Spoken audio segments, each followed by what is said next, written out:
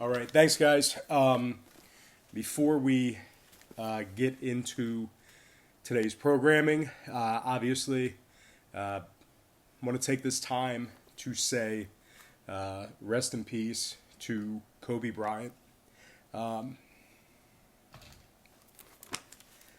Certainly a guy that, growing up, certainly, made a buzz in the community. I don't know if you guys knew this. I grew up outside of Philadelphia, and growing up, man, the next big thing was Kobe. You read about him all in the papers. The area was buzzing. When playoff time came in basketball, and Kobe and Rip Hamilton, faced off, in the playoffs, and it was just. Kobe was the kind of guy that you just I didn't know him personally, obviously. Not a lot of people did, but you felt like you grew up with him. This guy has been prominent from the time I was in middle school into my 30s. I'm a huge sports buff. I played sports my entire life, and so every night, every day. You watch Sports Center, you watch the highlights, and this guy was at the top of it. This guy was the guy every night. So there is a part of you, you feel like, you grew up, with that athlete, and just so tragic and quick. It wasn't like, he was an old man, struggling, man. He was getting ready to do great things. He was doing great things. I mean, Kobe, the entrepreneur, really inspired me to take life into my own hands. Over the past year, I would just dive into so many Kobe Bryant podcasts and use him not as an athlete, but as a businessman for inspiration. So I just want to, say, our thoughts and our prayers are with his family, as well as the families of the, people that, passed away in the helicopter. Parents, family, friends going to a basketball game. Hey, let's take Kobe's chopper to the game. What a fantastic opportunity. What a great experience. So, one thing I want to share with you guys about Kobe real quick. Back in 2007, I was actually watching a baseball game in Ash Park in Coatesville, Pennsylvania. And if you guys don't know, if you're from the Philly area, you probably know about Ash Park. That back then, one of the most prominent, popular summer basketball leagues was in Ash Park. It was the Coatesville Adult Summer Basketball League. It was very, very popular. It would get, on TV.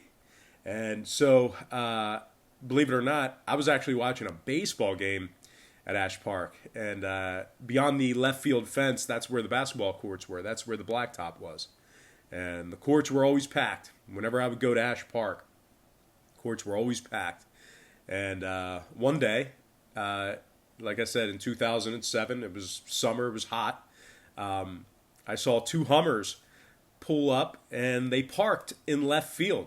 They parked right beyond the left field foul line. They parked in foul territory. The Hummers were actually in play, and they parked. And it was right by the blacktop, right by the pool there.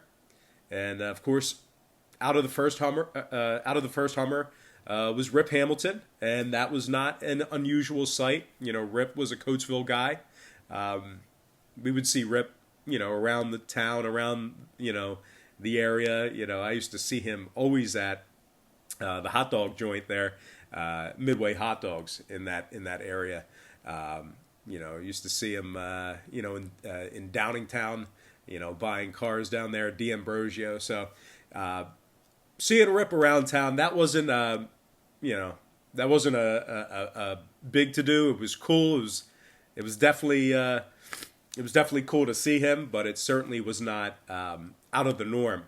But out of the other Hummer, door opened and it was like a glow, like an aura about his presence. After that door opened in the second Hummer, out came Kobe Bryant.